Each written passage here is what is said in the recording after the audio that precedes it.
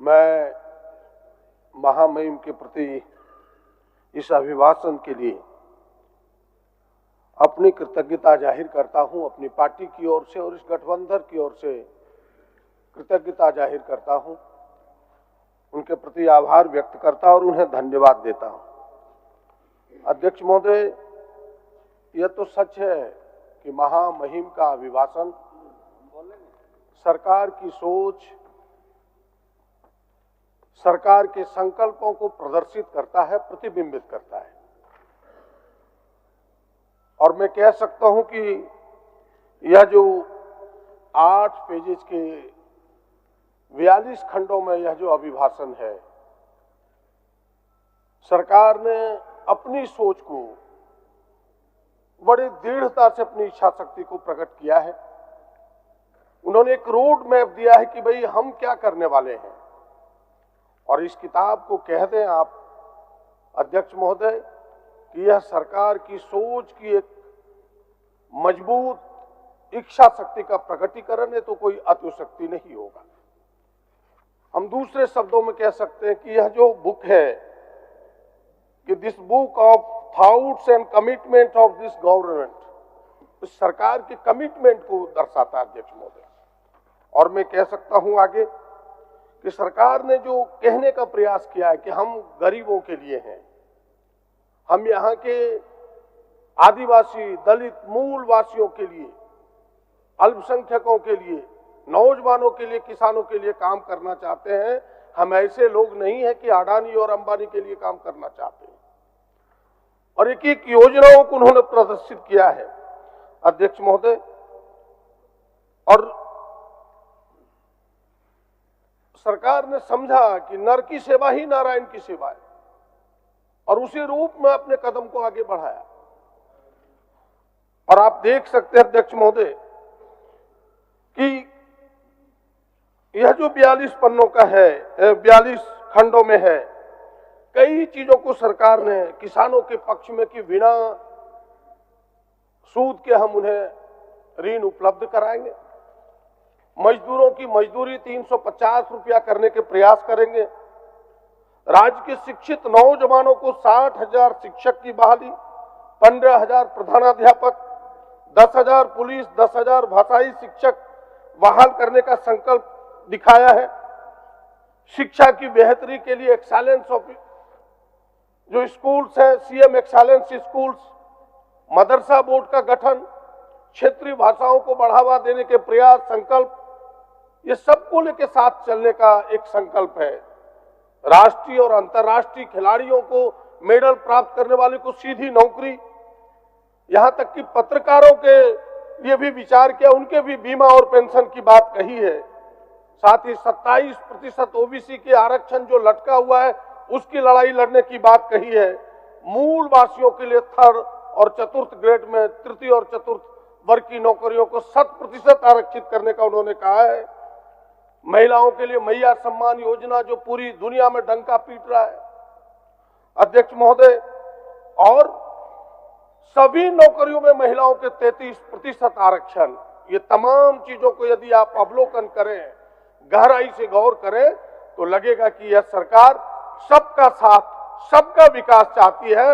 हम नारों पर चलने वाले लोग नहीं है, हम काम करके दिखाने वाले लोगों में से।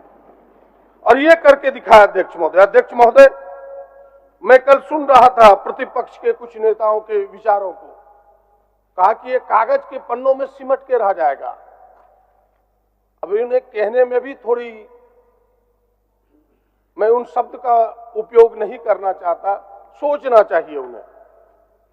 भाई हमने जो कहा, हमने उसे कर दिखाया, तब तो जनता ने मेरे ऊपर विश्वास व्यक्त किया और हमें मुहर लगाया, और हम 44 से 54 आए। आप पर विश्वास नहीं व्यक्त किया, आप 24 पर घट के चले गए। अगर इस तरह की उटपटांग बातें आपकी निकलेगी तो यहां से बाहर हो जाइएगा, कोई बचाने वाला नहीं होगा। जनता ये विश्वास हम पर करती है, इस सरकार पर करती है अध्यक्ष महोदय। और मैं कह रहा हूं साफ साफ शब्दों में कि भाई हमारे वादों पर, हमारे संकल्पों पर जनता ने मुहर लगाया। आपके जुमले पर कभी विश्वास नहीं किया। इनकी पुरानी आदत रही है धोखा देने का। मैं इनके फसानों और तरानों के बारे में कहना नहीं चाहता। फसाना का अर्थ आप समझते हैं अध्यक्ष महोदय की कोल कल्पित कहानियों को कहा जाता है, अनेक है, उसकी चर्चा नहीं करना चाहता, पर्दे के अंदर रखना चाहते हैं, पर्दा उठाना नहीं चाहते, नहीं तो भेद खुल जाएगा। ये इनके हैं। लेकिन कुछ जो बातें हैं, इनके धोखेबाजी का एक सीरियल चला उस समय, चुनाव के समय, आपको याद होगा। एक व्यक्ति आया, वो कौन था जो इस सीरियल का अपने आप को अभिनेता कहता था? हेमंत बिस्व शर्मा। वो कौन सा आदमी है अध्यक्ष महोदय? मैं एक फोटो आपको देता हूं और हमें लगता है कि ये फोटो पूरी प्रचारित होना चाहिए। ये मोदी लॉन्ड्री योजना का ही निकला हुआ एक व्यक्ति है। मोदी लॉन्ड्री योजना के 8 व्यक्ति के पिक्चर हैं।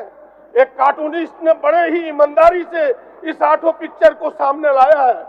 पहला है चंद्रबाबू नायडू, दूसरा है एकनाथ शिंदे, तीसरा है हेमंत बिस्व शर्मा, चौथा है कैप्टन अमरिंदर, 5वां है वीएस येदियुरप्पा, 6वां है प्रफुल्ल पटेल, 7वां है नारायण राणे और 8वां है अजीत पवार।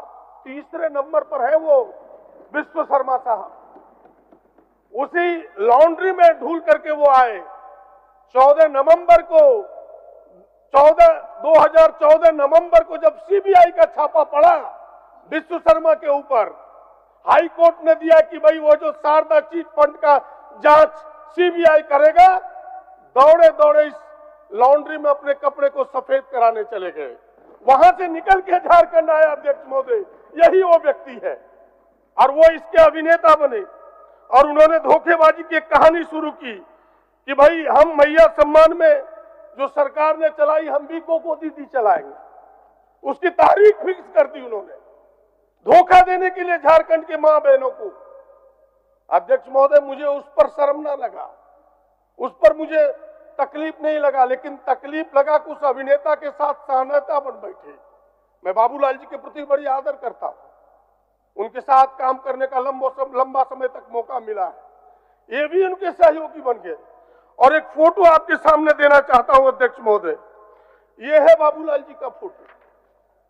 जरा देखिए इस फोटो को, गौर कीजिए। उन्होंने कहा कि हम कोको दीदी भर के दिखाएंगे, सरकार को हिम्मत है तो पकड़ के दिखाओ। बताइए ये क्या है?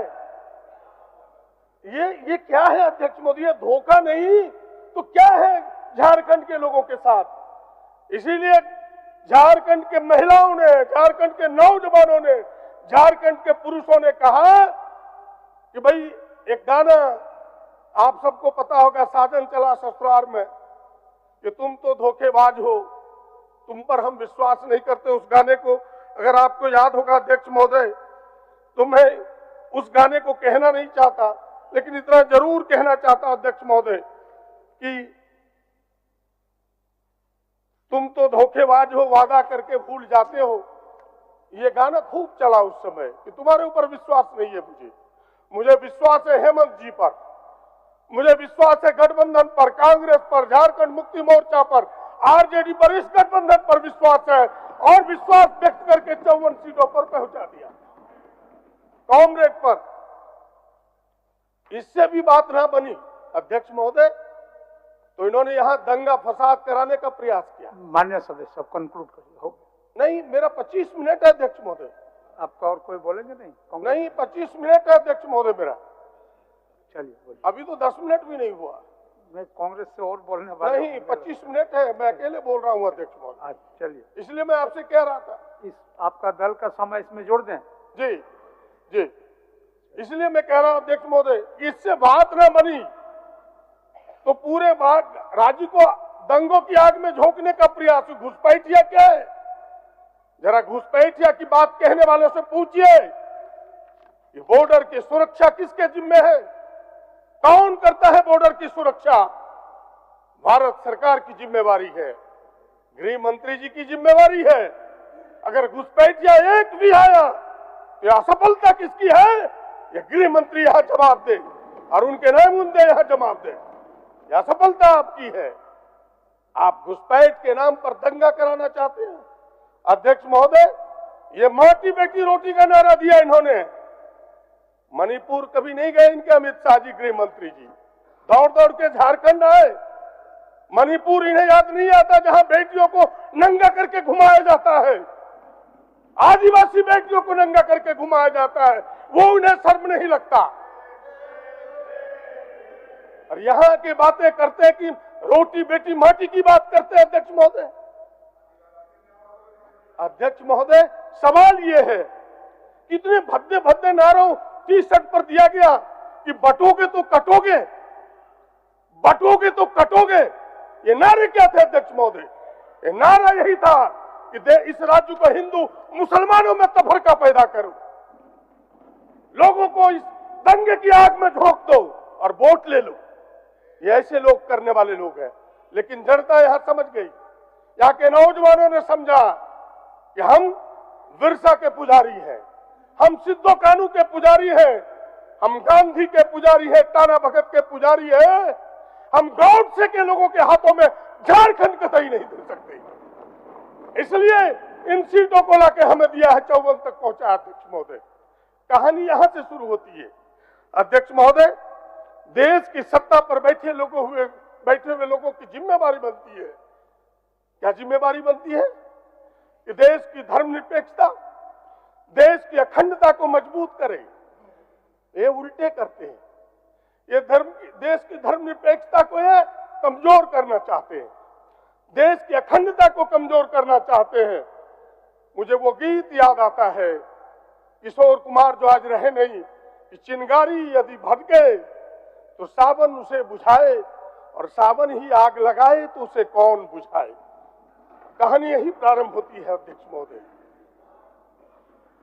ये चिंगारी बुझाने वाले लोग नहीं, चिंगारी भड़काने वाले लोग हैं। इसीलिए मैं आपसे कहने के लिए आया हूं। आपके ध्यान में होगा अध्यक्ष महोदय, इन्होंने थोड़े दिन पहले इनके लोग जो अपने प्रस्तावना है संविधान का, उस प्रस्तावना को भी बदलने के लिए सुप्रीम कोर्ट का इन्होंने गुहार लगाया कि इसमें जो धर्मनिरपेक्षता शब्द है और समाजवाद, उस शब्द को हटाया जाए। सुप्रीम कोर्ट के जो कमिटमेंट्स आए, जो कमिट रहा है अध्यक्ष महोदय, जो उनके विचार आए हैं, वो विचार बड़े स्पष्ट हैं। वह विचार की कॉपी मैं आपके अवलोकन के लिए भेजता हूं। आप इसे जरूर पाठ बनाएं अध्यक्ष महोदय, आप इसे जरूर पाठ बनाएं। जो उन्होंने कहा उसकी केवल समय कम है, इसलिए मैं सार उसका कहना चाहता हूं कि माननीय कोर्ट ने स्पष्ट शब्दों में कहा, इन शब्दों को लोगों ने, we the people of India, उनके जो शब्द है अध्यक्ष महोदय, वाइड स्प्रेड एक्सेप्टेंस है। 44 वर्षों से लोगों ने इसको स्वीकार किया है, एक बड़े विस्तार रूप से। अब इस प्रकार की चीजों को क्यों ये हटाना चाहते हैं, इसकी मंशा क्या है, ये जगजाहिर हो गया अध्यक्ष महोदय। आर्टिकल 52 क्या कहता है? ये संविधान मानने वाले लोग नहीं है। आर्टिकल 52 कहता है अध्यक्ष महोदय इस संविधान का, इस देश का एक राष्ट्रपति होगा जिसमें कार्यपालिका की सारे अधिकार निहित होंगे और वो देश का पहला नागरिक होगा। ये संविधान का आर्टिकल कहता है अध्यक्ष महोदय। लेकिन आपको मैं एक चित्र देना चाहता हूं सामने, आप इस चित्र को देखें जरा। देखिए, प्रधानमंत्री बैठे हुए हैं, किशोर जी जरा ध्यान दीजिए, प्रधानमंत्री बैठे हुए, राष्ट्रपति खड़े हैं, जरा देखें आप इसे। राष्ट्रपति खड़े, क्या यह संविधान का उल्लंघन नहीं है? आर्टिकल 52 का उल्लंघन नहीं है? ये जो 52 संविधान का आर्टिकल 52 है, क्या कहता है? राष्ट्रपति सर्वोपरि होगा देश का। और देखिए इस चित्र में महामहिम खड़ी है। मैं मानता हूं कि आडवाणी जी मजबूर है, बैठे हुए हैं। प्रधानमंत्री जी, आप किस मजबूरी से बैठे हैं? इसलिए कि आदिवासी महिला राष्ट्रपति है, इसलिए आपने सम्मान नहीं किया, इसलिए इतनी हिम्मत आपने दिखाई कि राष्ट्रपति को खड़ा करके आप बैठे रह गए। अध्यक्ष महोदय, ये इस संविधान को मानने वाले लोग नहीं है। इन्हें विश्वास किस पर है? ये मनुस्मृति पर, ये मनुस्मृति पर विश्वास।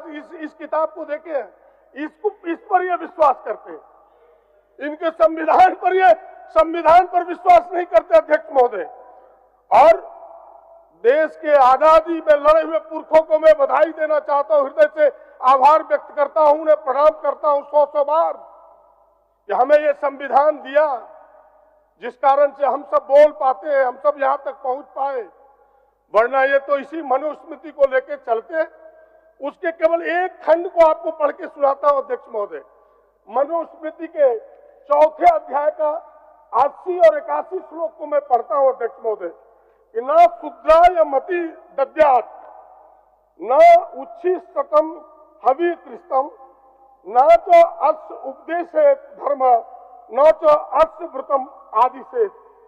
और दूसरा है यो ही अस्य धर्ममा चेष्टे यह च एव आदि सती व्रतम स्वसमृतम नाम तम स्वतनेव मज्जात। यानी कह रहा है इस सूत्र को सुनने का तो दूर, उसको कोई उपदेश भी नहीं दे सकता धर्म का। जो उपदेश देगा उसको धर्म का, वो भी उसके साथ नरक का भागी बनेगा। इसके ये समर्थक है, ऐसे लोग हैं ये संविधान को मानने वाले लोग नहीं है अध्यक्ष महोदय। और मैं कहना चाहता हूं कि यहां संविधान की लड़ाई हम सब हेमंत सोरेन के नेतृत्व में लड़ रहे हैं और पूरे देश में संविधान को बचाने की लड़ाई राहुल गांधी के नेतृत्व में हम सब लड़ रहे हैं। हो गया संविधान को माननीय सदस्य, हो गया आपका समय। नहीं अध्यक्ष महोदय, है समय, आप देखें। हो गया समय है, हो गया समय आप देखें। आप हो गया। हाँ, बस 2 मिनट आपका ले रहा हूँ अध्यक्ष महोदय। 1 मिनट में समाप्त करिए। नहीं, 25 मिनट है, अभी 23 मिनट, अभी 11:23 हुआ अध्यक्ष महोदय, अभी 11:23 हुआ। देखिए आप बैठे, चलिए 11:23 हुआ अध्यक्ष महोदय। इन्हें लोकतंत्र पर विश्वास नहीं, ये सकारात्मक बातों को कहते नहीं। आपने देखा जब ये चुनी हुई सरकार किस प्रकार IT ED से इन्होंने तंग किया था, वो तो हेमंत जी की हिम्मत थी जो हम सब लौट के आए अध्यक्ष महोदय।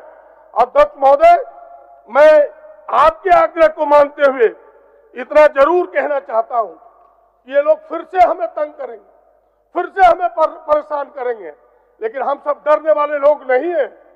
बस आज की मौसम में, आज के समय जो माहौल इन्होंने बनाया है पूरे देश में, जो जनता की पुकार है, 4 पंक्तियों को कह करके मैं आप अपने विचार को विराम दूंगा अध्यक्ष महोदय।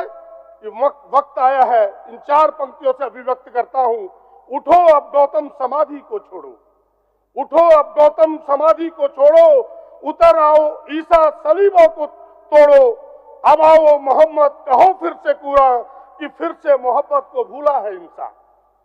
अब आओ नानक निधेवान बनकर चले आओ अब तो हिमालय से शंकर के फिर जहर को इस जमीन से मिटाओ।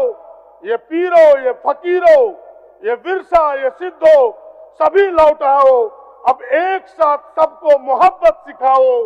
हे माधव अभी मत से बंसी बजाओ, अभी सिर्फ हमको ये हासिल नहीं है, उठो हम सफीरो ये मंजिल नहीं है। अध्यक्ष महोदय, इन्हीं चंद बातों के साथ कि जो सरकार ने रखा है उनको केवल एक सुझाव देते हुए कि सारी बातें आई है, लेकिन जाति जनगणना सरकार ने पहले से संकल्प लिया है, वो जाति जनगणना हो। इन्हीं सुझावों के साथ आपको साधुवाद और अपने महामहिम राज्य के पाल के प्रति फिर से एक बार कृतज्ञता व्यक्त करते हुए गठबंधन की ओर से धन्यवाद, नमस्कार।